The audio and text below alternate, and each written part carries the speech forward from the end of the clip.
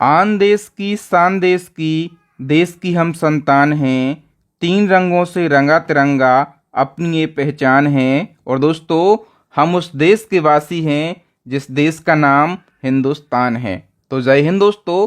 Free education team की तरफ से आप सभी देशवासियों के लिए, सभी बच्चों के लिए 77वें गणतंत्र दिवस की हार्दिक शुभकामनाएं। आज गणतंत्र दिवस है, तो आज के दिन हम गणतंत्र दिवस यानी कि रिपब्लिक डे से बनने वाले जीके और करंट अफेयर्स के मोस्ट इंपोर्टेंट क्वेश्चन को डिस्कस करेंगे। ये क्वेश्चन यदि आप भारत के जागरूक नागरिक हैं तो आपको पता रहना जरूरी है, ठीक है। और यहाँ से एक दो क्वेश्चन कॉम्पिटेटिव एग्जाम में भी पूछ लिए जाते हैं। तो आइए दोस्तों, बिना किसी देरी के शुरुआत कर लेते हैं नंबर फर्स्ट क्वेश्चन से। फर्स्ट क्वेश्चन है, पहली बार भारत ने गणतंत्र दिवस कब मनाया? यदि आपको किसी क्वेश्चन का आंसर पता है तो आप लोग कमेंट सेक्शन में लगाइएगा इसका आंसर। तो भारत ने पहली बार गणतंत्र दिवस मनाया 26 जनवरी 1950 को, ठीक है। बाकी की कुछ और डेट लिखी हैं, देखो लिखा है 26 नवंबर 1949। इस दिन क्या हुआ था?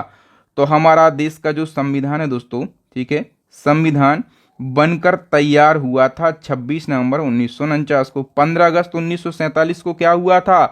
तो 15 अगस्त 1947 को क्या हुआ था? हमारा देश पूर्ण रूप से स्वतंत्र हुआ था, ठीक है। और 26 जनवरी 1950 इस दिन क्या हुआ था? तो इस दिन हमारे देश का जो संविधान है दोस्तों वो लागू हुआ था पूर्ण रूप से, ठीक है। तो ये तीन डेटें हैं, ये तीनों डेटें आपको याद रखना है। नंबर सेकंड क्वेश्चन है, 26 जनवरी 2026 को गणतंत्र दिवस की कौन सी वर्षगांठ मनाई गई? तो इस साल अपन ने 77वीं वर्षगांठ मनाई है। सी ऑप्शन करेक्ट हो जाएगा। देखो दोस्तों, 26 जनवरी 1950 को क्या हुआ था? हमारे देश का संविधान पूर्ण रूप से लागू हुआ था, ठीक है। तो इस दिन हमने पहली वर्षगांठ मनाई थी, ठीक है। और इस साल हमने 77वीं वर्षगांठ मनाई है। नंबर थर्ड क्वेश्चन है, गणतंत्र दिवस समारोह 2026 के मुख्य अतिथि यानी कि चीफ गेस्ट कौन है? तो इस साल दो चीफ गेस्ट हैं, एक है उर्सुला वॉन डेर लेयन और दूसरे हैं एंटोनियो कोस्टा। तो सी ऑप्शन हमारा करेक्ट आंसर हो जाएगा, ठीक है। तो जो उर्सुला वॉन डेर लेयन है, ये कौन है? ये यूरोपीय कमीशन की अध्यक्ष हैं, याद रखना, ये यूरोपीय कमीशन की अध्यक्ष हैं। और एंटोनियो कोस्ट कौन है? ये यूरोपीय काउंसिल के अध्यक्ष हैं, ठीक है, याद रखना। और ये पहली बार है जब यूरोपीय संघ के शीर्ष नेतृत्व को इस तरह संयुक्त रूप से आमंत्रित किया गया, जो भारत और यूरोप के मजबूत होते रिश्तों को दर्शाता है।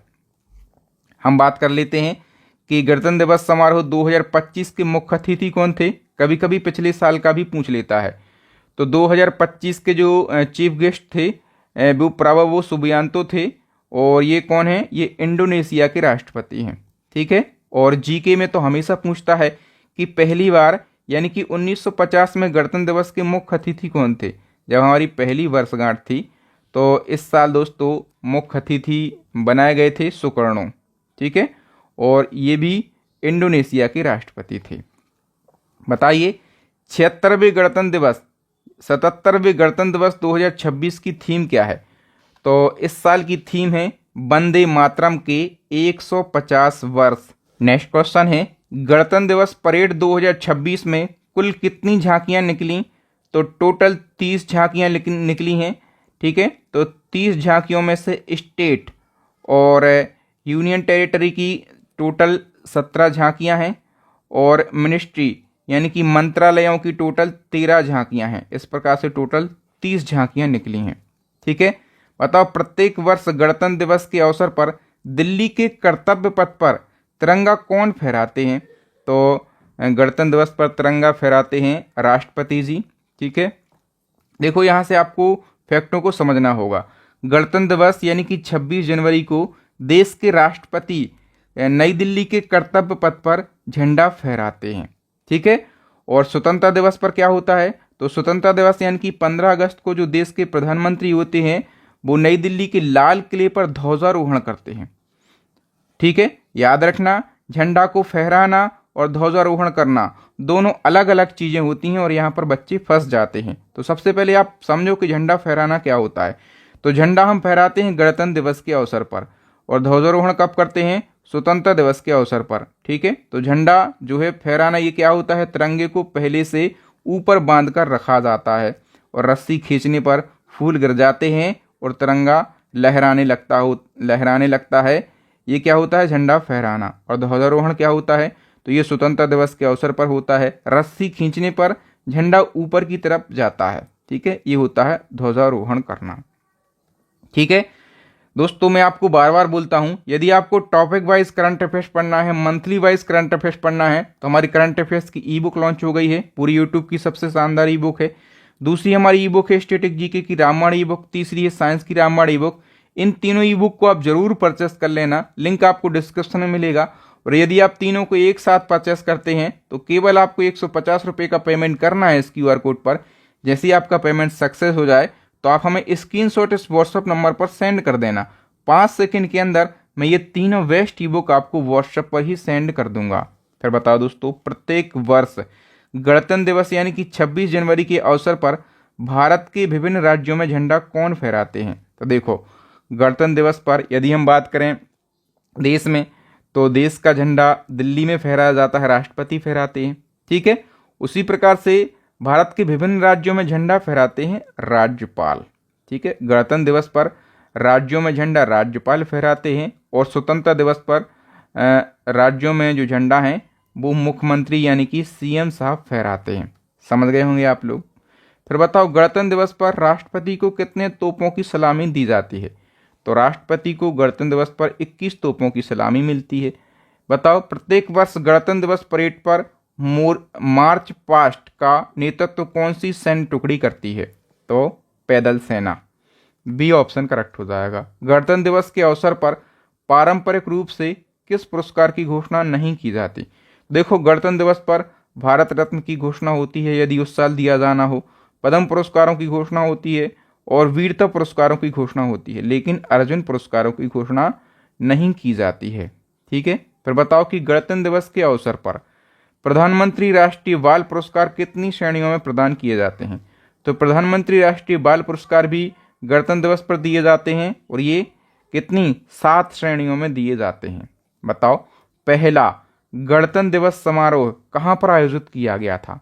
तो ये इरविन स्टेडियम में आयोजित किया गया था। कुछ फैक्ट समझो, 26 जनवरी 1950 को पहला गणतंत्र दिवस समारोह इरविन स्टेडियम दिल्ली में आयोजित किया गया था। ठीक है, इरविन स्टेडियम को अब नेशनल स्टेडियम नाम दिया गया है और वर्तमान में से मेजर ध्यानचंद नेशनल स्टेडियम के नाम से जाना जाता है। बताओ, राजपथ पर पहली परेड कब आयोजित की गई थी? तो पहली परेड ये 1955 में आयोजित की गई थी। देखो, 1950 से 1954 के बीच दिल्ली में गणतंत्र दिवस समारोह विभिन्न स्थलों पर आयोजित होता था। ठीक है, जिनमें से Irwin stadium, Kingsway camp, Lal Qila और रामलीला मैदान। लेकिन वर्ष 1955 में पहली बार गणतंत्र दिवस परेड जो है ये राजपथ पर आयोजित की गई और राजपथ का अब नाम बदल गया है दोस्तों। राजपथ का नाम अब क्या कर दिया है मोदी सरकार ने? कर्तव्य पथ कर दिया है। तो ये सारे फैक्ट आपको याद रखना है। जितने महत्वपूर्ण फैक्ट हैं वो सभी मैं आपको समझाने का पूरा प्रयास करता हूँ। नई दिल्ली में गणतंत्र दिवस परेड कहाँ से कहाँ तक होती है? तो जो दोस्तों परेड है, ठीक है, ये राष्ट्रपति भवन से इंडिया गेट तक होती है। याद रखो, जो परेड है वो राष्ट्रपति भवन से शुरू होती है। ठीक है, फिर कर्तव्य पथ होते हुए इंडिया गेट तक आयोजित की जाती है। तो ये ऑप्शन करेक्ट हो जाएगा। भारत के लोगों के संघर्ष और बलिदान को याद करने के लिए विभाजन विभीषिका स्मृति दिवस कब मनाया जाता है? तो ये दिवस दोस्तों 14 अगस्त को मनाया जाता है। ए ऑप्शन करेक्ट हो जाएगा। देखो, आप समझो, विभाजन विभीषिका स्मृति दिवस भारत में 14 अगस्त को मनाया जाने वाला एक वार्षिक राष्ट्रीय स्मृति दिवस है और मोदी जी ने इसकी घोषणा करी थी। उसके बाद ये दिवस पहली बार 2021 में मनाया गया और ये दिवस 1947 के भारत विभाजन के दौरान लोगों के संघर्ष और बलिदान को याद करने के लिए मनाया जाता है। नेक्स्ट क्वेश्चन, विदेशी भूमि पर तिरंगा फहराने वाला या फिर वाली पहला भारतीय कौन था या थी? तो विदेशी भूमि पर तिरंगा फहराने वाली जो पहली भारतीय हैं वो थी भीकाजी कामा। ठीक है, कौन थी ये? तो प्रमुख स्वतंत्रता सेनानी थीं और इन्होंने क्या किया था, तो याद रखो अगस्त 1907 में जर्मनी के स्टटगार्ट शहर में एक अंतर्राष्ट्रीय समाजवादी सम्मेलन में भारतीय राष्ट्रीय ध्वज का पहला संस्करण फहराया था। ठीक है, तो इस प्रकार विदेशी भूमि पर तिरंगा फहराने वाली ये पहली भारतीय बनी मैडम भीकाजी कामा। फिर बताओ भारतीय क्रांतिकारियों की माता किसे कहा जाता है, तो मैडम भीकाजी कामा को भारतीय क्रांतिकारियों की माता कहा जाता है। भारत के वर्तमान राष्ट्रध्वज का डिजाइन किसने तैयार किया था, तो राष्ट्रध्वज का जो डिजाइन है दोस्तों ये पिंगली वेंकैया ने तैयार किया था। ठीक है, और जिस समय वेंकैया जी ने ये डिजाइन तैयार किया था उस समय अशोक चक्र के स्थान पर चरखा हुआ करता था। ठीक है, और एक बार क्वेश्चन पूछा गया था कि पिंगली वेंकैया की जयंती कब मनाई जाती है, तो 2 अगस्त को इनकी जयंती मनाई जाती है। भारत के वर्तमान राष्ट्रध्वज तिरंगा को संविधान सभा द्वारा कब अपनाया गया, तो तिरंगा को संविधान सभा के द्वारा 22 जुलाई 1947 को अपनाया गया। ठीक है, कब, 22 जुलाई 1947 को। बताओ भारत के तिरंगे झंडे में चरखे की जगह चक्र कब अस्तित्व में आया, तो मैंने बताया कि पहले यहाँ पर चरखा हुआ करता था अशोक चक्र की जगह पर, तो चरखे की जगह चक्र अस्तित्व में आया 1947 में। कब, 22 जुलाई 1947 में। बताओ भारत के राष्ट्रध्वज की लंबाई एवं चौड़ाई का अनुपात क्या है, तो लंबाई और चौड़ाई का अनुपात है 3:2। तो यहाँ पर वी ऑप्शन करेक्ट हो जाएगा। देखो कभी कभी चौड़ाई और लंबाई का अनुपात भी पूछ लेता है। ठीक है, तो याद रखना चौड़ाई और लंबाई का अनुपात क्या हो जाएगा, 2:3। ध्यान रखना पहले लंबाई और चौड़ाई है तो 3:2, और पहले चौड़ाई और ये देख लेना है, आपको शब्दों पर ध्यान देना है, वरना बोले हमें तो रटा है क्या है अनुपात, बोले 3:2 है, लंबाई चौड़ाई का है, कई बार ये उल्टा कर देता है ना। फिर बताओ राष्ट्रध्वज के शीर्ष में केसरिया रंग क्या दर्शाता है, तो केसरिया रंग दर्शाता है साहस को। देखो राष्ट्रध्वज में कितनी 3 पट्टियां हैं, आप लोगों को दिख रही होंगी। सबसे ऊपरी की जो पट्टी है ये केसरिया रंग की है, जो कि ताकत और साहस को दर्शाती है। ठीक है, और बीच वाली जो सफ़ेद पट्टी है ये क्या दर्शाती है, तो सफ़ेद पट्टी जो है ये शांति और सत्य का एक प्रतीक है।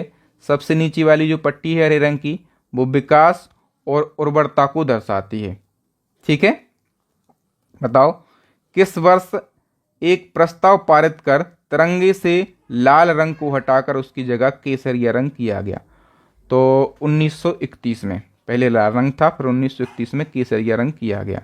फिर बताओ भारत के राष्ट्रध्वज के मध्य में बनी धर्मचक्र का रंग क्या है, तो जो धर्मचक्र है इसका रंग क्या है, इसका रंग है गहरा नीला। यदि नीला लिखा हो, ठीक है, और दूसरी जगह लिखा हो गहरा नीला, तो आपको गहरा नीला पर क्लिक करना है। ठीक है, इस चक्र में टोटल 24 तीलियां होती हैं और ये 24 तीलियां मनुष्य के 24 गुणों को दर्शाती हैं। इस चक्र का प्रारूप सारनाथ में स्थित अशोक स्तंभ से लिया गया है। बताओ ये कथन किसका है, एक ध्वज या झंडा ना सिर्फ हमारी स्वतंत्रता बल्कि सभी लोगों की स्वतंत्रता का प्रतीक है। तो ये कथन जो है जवाहरलाल नेहरू जी का कथन है, जो कि हमारे देश के पहले प्रधानमंत्री थे। भारत में कितने राष्ट्रीय अवकाश यानी कि नेशनल हॉलीडे मनाए जाते हैं, तो टोटल 3 राष्ट्रीय अवकाश मनाए जाते हैं। एक होता है हमारा 26 जनवरी को, ठीक है, रिपब्लिक डे। दूसरा होता है 15 अगस्त को इंडिपेंडेंस डे, और तीसरा होता है 2 अक्टूबर को क्या होता है, गांधी जी की जयंती होती है। ये 3 राष्ट्रीय अवकाश मनाए जाते हैं। भारत का जो राष्ट्रीय पशु है इसका वैज्ञानिक नाम क्या है, तो सबसे पहले तो आपको पता रहना ये ज़रूरी है कि भारत का राष्ट्रीय पशु है क्या, तो बाघ है। ठीक है, यानी कि टाइगर। और इसका जो वैज्ञानिक नाम है दोस्तों, वैज्ञानिक नाम है पैंथेरा टाइग्रस। ठीक है, और देखो पाबो क्रस्टिसस लिखा है, ये मोर का वैज्ञानिक नाम है। ठीक है, फिर लिखा है फेलिस डोमेस्टिका, तो ये बिल्ली का वैज्ञानिक नाम है। ठीक है, फिर लिखा है प्लेटिनिस्टा गेटेटिका, तो ये जो है जो हमारा राष्ट्रीय जलीय जीव है डॉल्फिन, इसका वैज्ञानिक नाम है। बाघ के पहले भारत का राष्ट्रीय पशु क्या था, तो देखो दोस्तों 1973 से पहले की बात है। ठीक है, हमारा जो राष्ट्रीय पशु है वो सिंह यानी कि लॉयन हुआ करता था।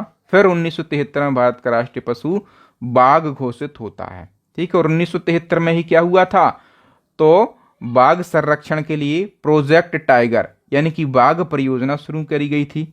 ठीक है, बताओ भारत का राष्ट्रीय आदर्श वाक्य क्या है, तो सत्यमेव जयते हमारा राष्ट्रीय आदर्श वाक्य है।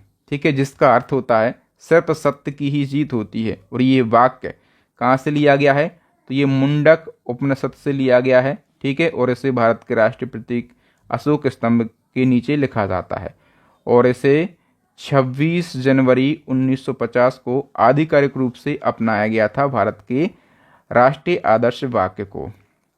बताओ सर्वप्रथम सत्यमेव जयते का नारा किसने दिया, ये भी क्वेश्चन पूछा जाता है। पंडित मदन मोहन मालवीय ने सबसे पहले सत्यमेव जयते का नारा दिया। भारतीय राष्ट्रीय गान का अंग्रेजी में अनुवाद किसने किया, तो देखो अपना जो राष्ट्रीय गान है जन गण मन, इसका अंग्रेजी में अनुवाद किया है खुद रविन्द्रनाथ टैगोर ने। सारी डिटेल आप समझ लो। भारत का राष्ट्रीय गान क्या है, जन गण मन। इसके रचयिता कौन है, रविन्द्रनाथ टैगोर हैं।